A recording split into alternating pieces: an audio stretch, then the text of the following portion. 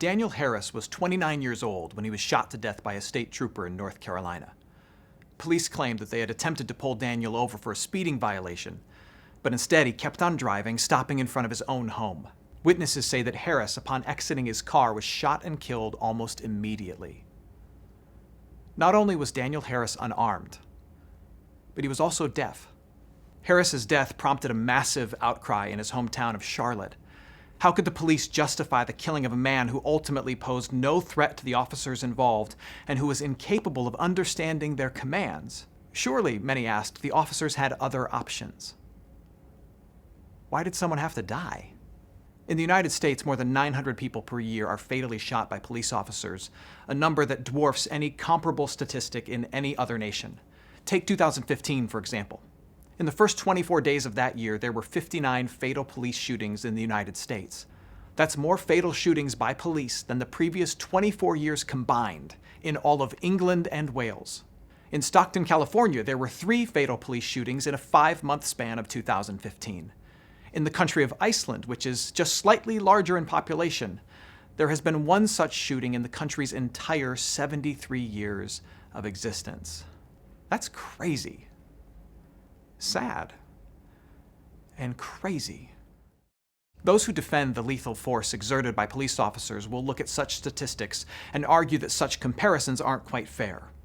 The US, after all, has different gun laws, demographics, and a much larger population than, say, England or Iceland. True. But detractors will argue that the per capita killings by cops don't lie.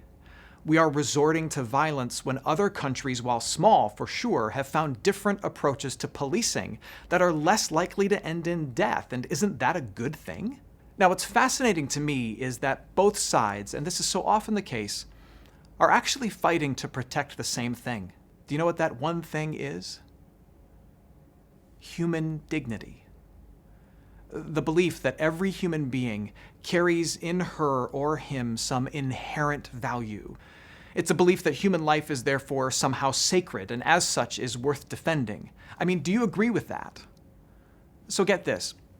The police officer who fatally shoots another human being is motivated, let us assume, by a deep desire to protect a vulnerable human life from what they believe to be an impending threat to it. And the activist who stands up shouting statistics about violence and pointing towards innocent victims like Daniel Harris is motivated, let us also assume, by the very same desire. 2 sides. 1 heart. And maybe that's the key.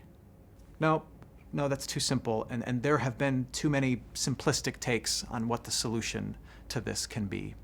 How do you get to a place where police and protesters, and even in some circumstances the violent perpetrator, actually want the same thing? That we're all trying to protect one thing: life. And the problem is that in trying to protect life, we all begin with our own. Why is that? What if the key to a world with less violence is taking that same value for life and shifting it away from ourselves and putting it onto our opponent? Someone very famous once said, I think his name was Ted or Gary, Jesus. It was Jesus.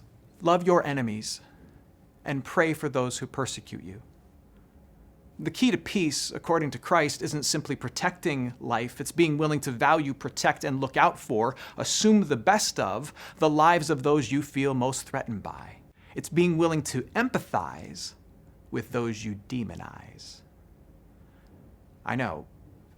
Say that to the scared cop, say that to the angry protester, or the underprivileged urban youth who feels like he has no other choices. I get it, but until that happens, will anything change?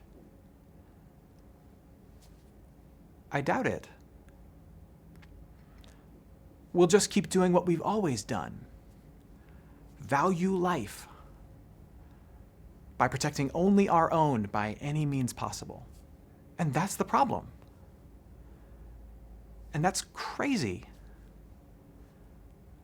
sad, and crazy.